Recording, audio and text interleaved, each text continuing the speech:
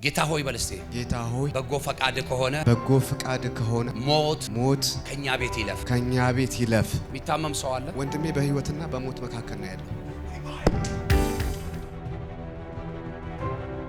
የተሰራ የሟርት ስራ ይሁንና ቦጋለ የሚል ስም አነበብኩ። ራስህ ቦጋለ ከልብስ ጋር የተገናኘ ምን ታውቃለህ? ልብስ ነው የምሰራው የነበረው። እንዲሁም ዛሬ በረከትህን በጌታ በኢየሱስ እንደ አመድ የበተነ እንደ አቧራ የበተነ ከዙሪያ ላይ ይበተን፣ ከዙሪያሽ ላይ ይበተን በኢየሱስ። አንድ ሰው ጮሆ ተበተነ ይበለኝ።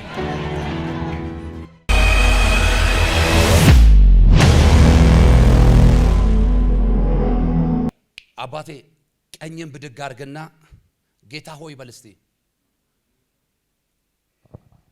ጌታ ሆይ በልስቴ ጌታ ሆይ በጎ ፈቃድ ከሆነ ሞት ከኛ ቤት ይለፍ። ቁጭ በል። የሚታመም ሰው አለ? ወንድሜ በህይወትና በሞት መካከል ነው ያለው።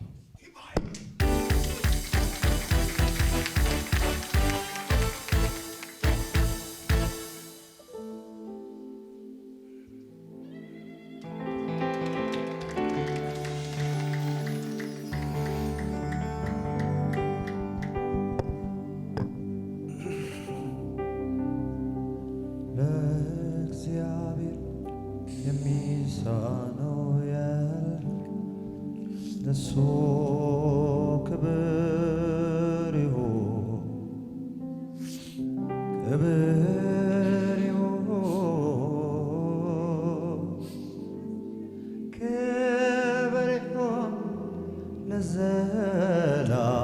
ለዘላለም ለእግዚአብሔር የሚሳነው የለም። ለሱ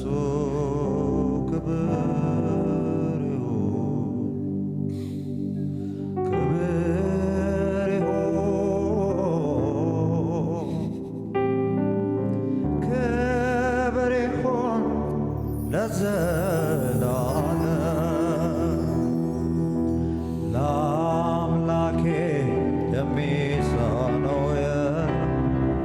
ለእርሱ ክብር ይሁን።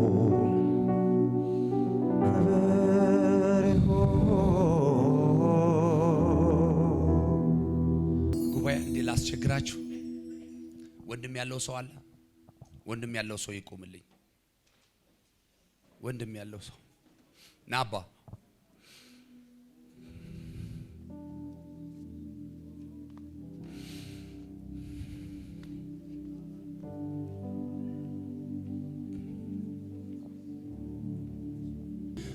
ይፍን በቃ ስቃዩ አይባስበት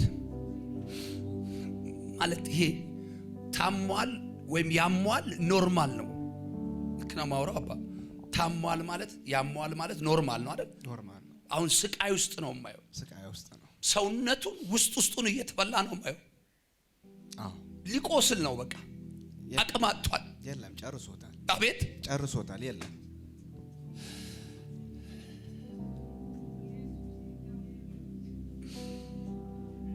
አምላክ አለኝ። የሆነ ቀን ቸግሮኝ ደርሶልኛል፣ የሆነ ቀን አሞኝ ፈውሶኛል፣ የሆነ ቀን ከብዶኝ ሸክም አራግፎልኛል የሚል አምላክ ያለው ሰው ብቻ ይጸልይ። አሁን አትዩኝ፣ እኔን የምታውቁኝ ሰው ነኝ፣ ሌላ አዲስ ሰው አይደለሁ።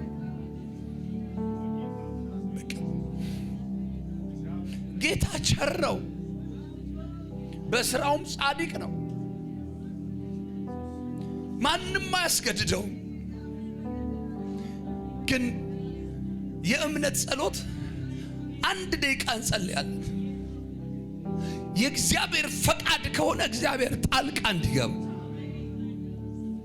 ፈቃዱ ከሌለበት እንዳይሰቃይ፣ ከዚህ በላይ ሰውነቱ እንዳይበላ፣ ከዚህ በላይ ነፍሱ እንዳትጨነቅ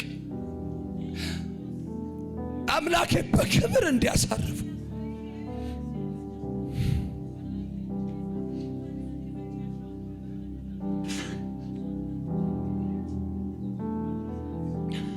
ታውቃላችሁ። እግዚአብሔር ዛሬ ሂድና ለሕዝቤ ንገር ያለኝ ታርፋላችሁ ብለህ ንገራቸው አለኝ።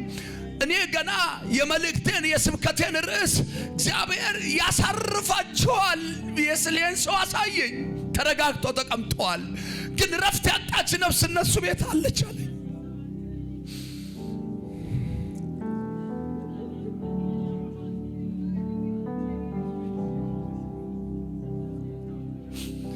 አባ በዘመን የጠርተኝ ከሆነ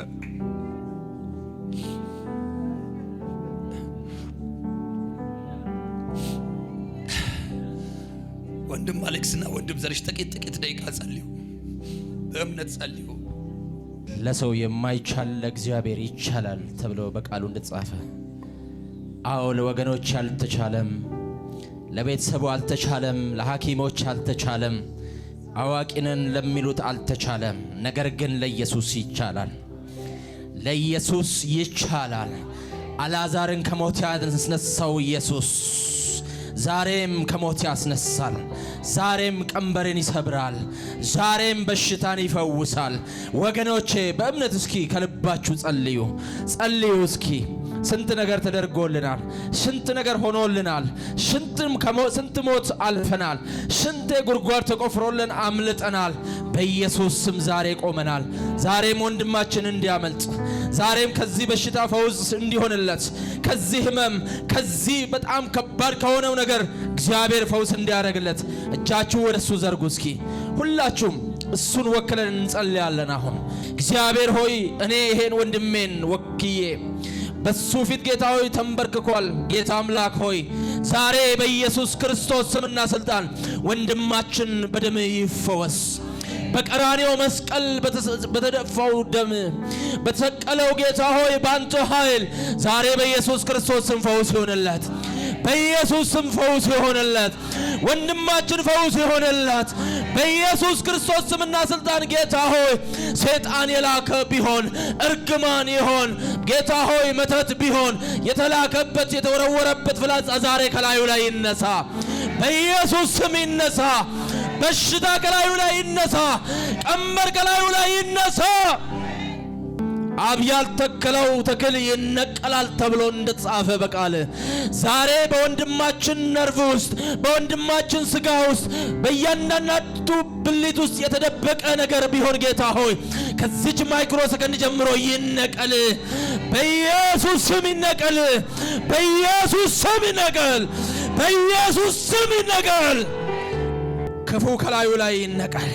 ዘር ማንዘር ተከትሎ እግዚአብሔር አዋጅ የታወጀበት የሞት መንፈስ ከላዩ ላይ ይነሳ። የሞት አዋጅን ሻርኩት ይሻር፣ በኢየሱስ ስም ይሻር። አዋጅን በአዋጅ ይሻር። ጭንገፋ ሞት ከፊቱ ይነሳ። ሽላረክ ተባረክ፣ በኢየሱስ ስም አሜን።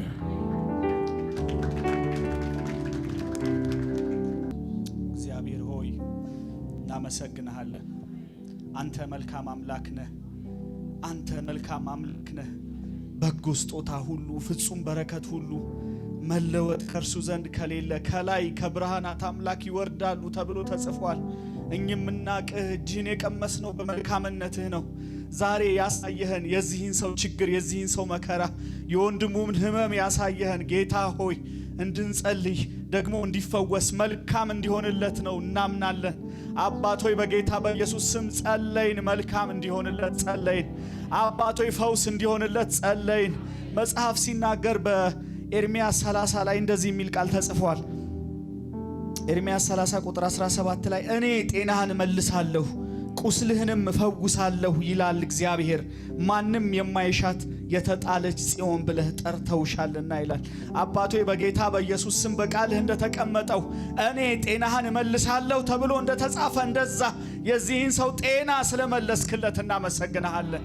ድጋሚ በምስጋና በምስክርነት አብረነው እየዘለልንስ ልዑል ሆይ አንተን ማምለክ ስለሚሆንልን እናመሰግናለን። ምስክርነት ይሆንለታል፣ ብዙ ምስክርነት ይሆንለታል።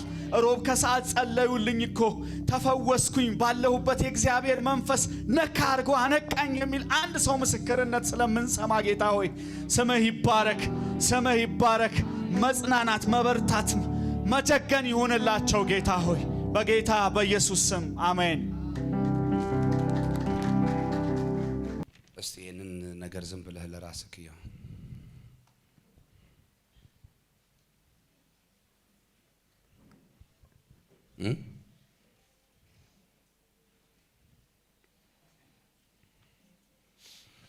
ምን እንደሚታመም ታውቃለህ? ምንድነው የሚታመመው? ካንሰር። ይሄ እግዚአብሔር መንፈስ ነው እዚህ ቤት ያለው ነው። ኢትስ ኦኬ። አሁን በእምነት ጸልየናል። እግዚአብሔር አምነዋለሁ። ቢያደርግም ባያደርግም እግዚአብሔር ትክክል ነው። በስራው ጻድቅ ነው። አሜን። አሁን የሱን ነገር ትቼዋለሁ እኔ። አንተ ግን ልጸልይልህ። ደስ ይለኛል።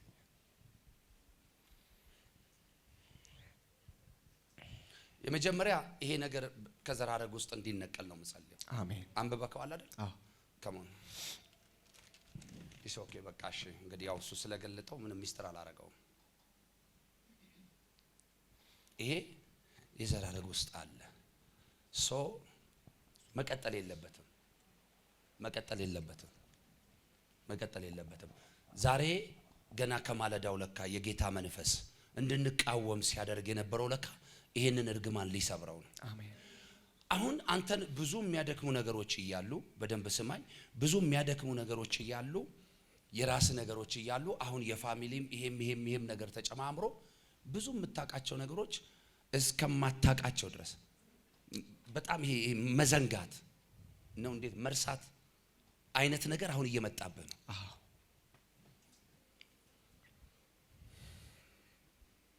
በጣም ትጉ፣ በጣም ታታሪ፣ በጣም ሯጭ 22 አለ ሲባል ቦሌ ሲባል አራብሳ ሲባል ሀያት ምናምን የምትገኝ ሰው የትም ከተማ ገብተ በፍጹም እንግዳ ማትሆን ሰው እውነት ነው።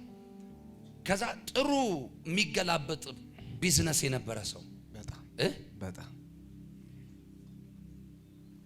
አሁን ደግሞ ጠላት ሁሉንም ነገር ከእጅ አውጥቷል። ዋናውን መጥቶብሃል። ቀደምም ያወራሁት ነበር። ለአንድ አጨብጭቡ ባካችሁ ለጌታ ክብር። አንድ ሰው ይጮህና ዛሬ ይበለኝ እስቲ የኔ በረከት ከምንጩ ይፈወሳል።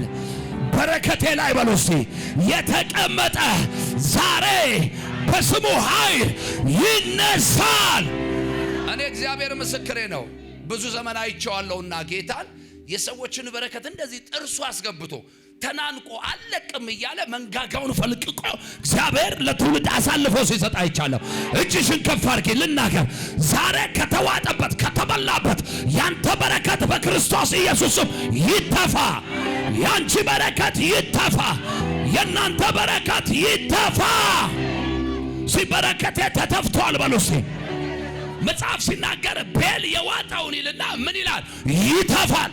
ከፈርኩ ሁለት እጆቻችሁን በናዝሬቱ ጌታ በኢየሱስ ስም ዛሬ በረከቶቻችሁ ይተፉ። የተዋጠባችሁ ይተፋ። የተያዘባችሁ ይለቀቅ። የአምላኬ የእግዚአብሔር እጅ ጣልቃ ይግባ። ሶስት ፊደል አየሁ። በአማርኛ 3 ፊደል አየሁ። ከዛ እዚህ ስም ላይ ደግሞ የተሰራ ስራ አየሁ። የተሰራ ሻሸመኔ አካባቢ ላይ ከሻሸመኔ ወጣ ያለች ከተማ ላይ ትንሽ የወረዳ ነገር ላይ የተሰራ የሟርት ስራ አየሁና ቦጋ ለሚል ስም አነበብኩ። ራሴ ነኝ ቦጋ። እና ያን ስም ሳነበው ፎቶውን ያየሁት። ፎቶውን የማየው ሰው የሆነ የተንጠለጠሉ እንዲህ ጨርቅ ልብሶች ምናምን ያሉበት ቦታ ላይ የቆመ ሰው ነው ያየሁት። ከልብስ ጋር የተገናኘ ምን ታውቃለህ? ልብስ ነው የምሰራው የነበረው። እንዲሁ ዛሬ በረከትህን በጌታ በኢየሱስ እንደ አመድ የበተነ እንደ አቧራ የበተነ ከዙሪያ ላይ ይበተን። ከዙሪያሽ ላይ ይበተን በኢየሱስ። አንድ ሰው ጮሆ ተበተነ ይበለኝ። እግዚአብሔር እንዲህ አለኝ፣ ከዚህች ቀን ጀምሮ አንተ ከኔ ጋር ከተጣበቅ፣ ሰው ትተህ እኔን ማውራት ከጀመርክ፣ ሰው ትተህ እኔን መፈለግ ከጀመርክ ላትጨነግፍ ከዚህ ቀን ጀምሮ ባርካለሁ። አሜን። በጣም ቸር ሰው ነበርክ እኮ፣ ሰጪ ሰው ማለት ሰርቶ ውሎ ቆጥሮ የሚገባ ሰው አይደለም፣ ሰጥቶ የሚገባ ሰው ነው። ዋሻው እውነት ነው። አሁን ግን አባ ከና ሚል የለም። እኔን ነብይ አድርጎ ቀብቶ ይሆነ ዘይት ስጡኝ። መጽሐፍ ሲናገር ደመናም የለም ነፋስም የለም፣ ይህ ሸለቆ በውሃ ይሞላል፣ ይህም በእግዚአብሔር አይን ምንድን ነው? እዚህ ቀላል ነው በሉ። ድገሙና በሉ። ለመጨረሻ ጊዜ ወደ ነበረው ክብር አልልህም። ና ተንበርከክ። በጌታዬ በኢየሱስ ስም ወደሚበልጠው ክብር በአብ በወልድ በመንፈስ ቅዱስ ስምና ስልጣን አስገባሁ። ሌላ ክብር፣ ሌላ በረከት፣ ሌላ ቅባት በኢየሱስ ስም ያገኝ። ተፈጸመ።